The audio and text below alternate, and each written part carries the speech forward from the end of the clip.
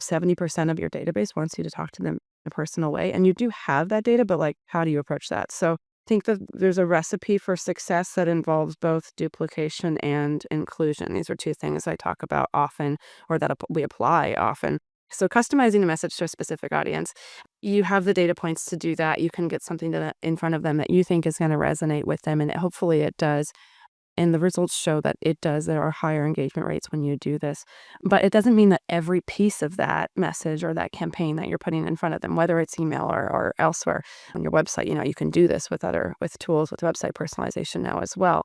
It doesn't mean that every part of it has to say, hey, I know you live in the Northeast and you need to get down to south to Florida pretty soon because it's cold. Like, you can say that once, maybe. You maybe want your subject line calling out something that's going to catch their attention. Maybe that lead story is speaking to heading south for the winter.